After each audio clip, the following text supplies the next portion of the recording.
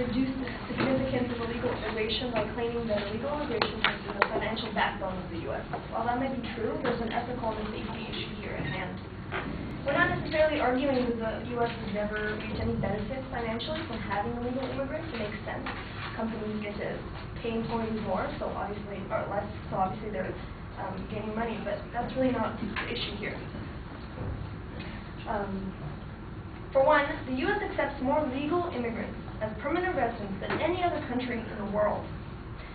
From the immigration statistical data completed in 2006, it says, as of 2006, the United States accepts more legal immigrants as permanent residents than any other country in the world, which totals 37.5 million. So while the issue of safety is compromised when illegal immigration rises, when people don't have paperwork, when they pretty much sneak into the country, that is not the case for legal immigrants. For those who go through the process of immigrating legally, there are also costs associated with it. You have to pay lawyers who have to do the paperwork for you. You have to get passports issued. You have to actually sometimes pass language tests, and you have to certainly find a job usually to actually immigrate unless there's a war in the country. So there's a lot of costs associated with this that the U.S. actually gets to benefit from because people are paying to get their paperwork fulfilled. On average, it costs each immigrant approximately $5,000 to $7,000 to immigrate legally to the U.S. This is from the Immigration and Naturalization Agency statistics of '99. If we consider that there are 37.5 million immigrants in the U.S. today, we must acknowledge that a significant amount of money does come into the country. Furthermore, it is important to note that while immigration as a whole contributes to the financial well-being of our country, the more skilled the immigrant population, the more benefits will be had in general for the country. While you may pay people less, if you have unskilled labor, it causes more problems overall. The key factor seems to be whether immigrant workers have skills that are similar to those of native-born workers.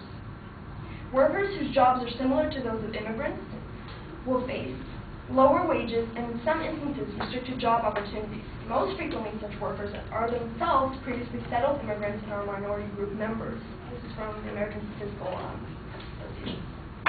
Considering this, if more legal immigration takes place, which generally requires a job offer in order to immigrate to the United States, then the likelihood of being placed in a symbiotically beneficial situation for both immigrant and country is higher. So, in response to the opponent's claim that illegal immigrants put a strain on the budgets of the U.S. and that our own citizens end up paying for these immigrants out of their own pockets, and that this is in fact not true, we offer more support for our claim. According to immigration study, fiscal boom or financial strain, a USA Today article, and it says, current historically high levels of immigration, legal and illegal, are putting fiscal strains on state and local governments. Depressing wages for low-income workers, widening the U.S. income gap, and displacing Americans in the job market. And according to George Borges, professor at the John F. Kennedy School of Government, it's like putting a Band-Aid on a huge wound. He also states the opinion that illegal immigration laws that are currently in place should be further enforced.